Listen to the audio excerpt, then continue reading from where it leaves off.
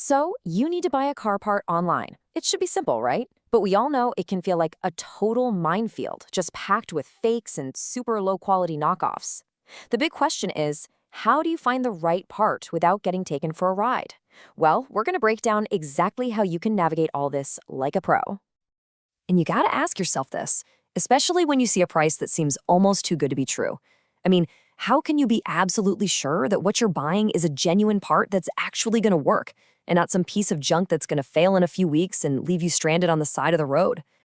And look, making the wrong choice here, it isn't just about wasting money on a part that doesn't last. A faulty brake pad, a bad sensor, that's a serious safety risk. This isn't just about saving a couple of bucks. It's about protecting yourself, your car, and everyone else on the road. All right, so let's get into it. Your first line of defense, and honestly, the most powerful tool you have in your arsenal, is something called the OEM number.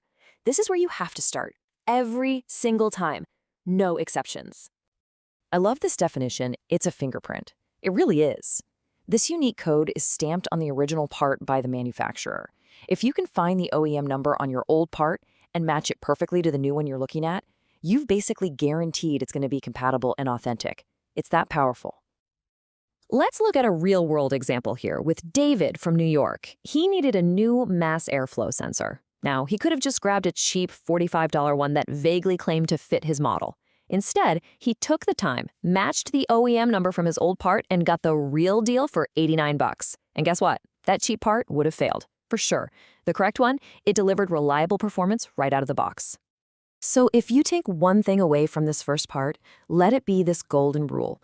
You have got to ignore those vague fits-your-model promises. They're almost always used to sell cheap, generic junk. Your first, non-negotiable step is always to find and confirm that OEM code. Okay, so you've got that OEM number locked down. What's next? Well, the next step is to start looking for clues about the part's actual quality. Its brand reputation and the way it's physically built. Now, you're not always going to buy directly from the car manufacturer, and that is totally fine. There are a ton of high-quality aftermarket parts out there. The key is to stick with brands you can trust. If you see names like these on the screen, you know you're probably on the right track. And hey, if you've never heard of the brand, just do a quick search on some automotive forums. You'll find out real quick if it's reputable or one to avoid like the plague. And Maria's story here? It's the perfect example of value over price. She learned that paying a little bit more upfront for a quality name like Bilstein actually saved her money in the long run. That cheap, no-name kit was just a complete waste of time and cash. Here's a little trick that counterfeiters mess up all the time. The small stuff, like the packaging. You gotta look closely. Is the printing sharp and crisp? Is there a scannable barcode or maybe a hologram? I saw this post where a Reddit user spotted fake spark plugs just because the box had slightly lighter print and was missing the QR code. Tiny details, but they make all the difference. -2 pounds. What in the world could a 2-pound difference possibly mean when we're talking about a car part? Well, as it turns out, it can mean absolutely everything. This is where Frank's story comes in. He found out the hard way that the counterfeit alternator he bought was 2 pounds lighter than the genuine one. And where does that weight difference come from? Cheaper, thinner metals, weaker internal components. Not surprisingly, that lighter fake part gave out in just 3 months. So here's a tip you can literally feel. Quality has weight. It has substance. If you pick up a part and it feels flimsy or poorly finished or just suspiciously light, trust your gut. It's almost certainly a low-quality component that's not going to last. All right, you've checked the part number, you've checked the build quality. Now for your final safety net. You have to evaluate the seller and the warranty that backs up the product. Remember, a good part from a bad seller is still a bad deal.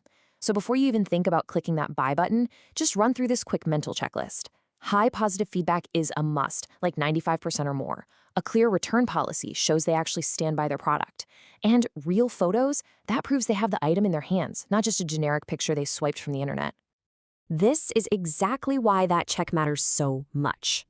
Lena was this close to dropping 300 bucks, but a quick look at the seller's profile showed the name had changed 3 times in a single month. That's a massive red flag.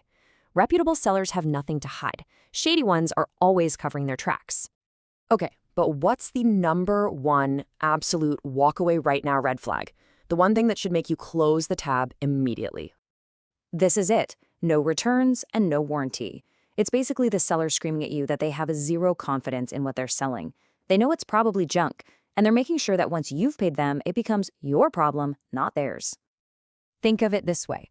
A real manufacturer's warranty is your ultimate protection, your parachute. If the seller can't or won't provide one, then do not give them your money. It really is that simple. Okay, we've covered a lot of ground. Let's pull this all together into a simple, powerful checklist that's going to totally transform how you buy car parts online from now on. Here it is, your 5-step battle plan for every single purchase you make. 1. Verify that OEM number. 2. Stick with brands you trust. 3. Inspect the physical details, packaging, weight, finish. 4. Only buy from reputable sellers. And 5. Demand a real warranty. You follow these steps, and you will protect yourself from scams every single time. And really, this all comes down to a shift in your mindset. Your goal isn't just to find the absolute cheapest part on the internet. Your goal is to find the best value, a quality part that's safe, that's reliable, and that will actually last. That's what being a smart buyer is all about. So the next time you need a part for your car, what's it going to be? A costly mistake or a smart upgrade? With this checklist, you now have the power to make sure every single replacement you do is a smart upgrade. The choice is yours.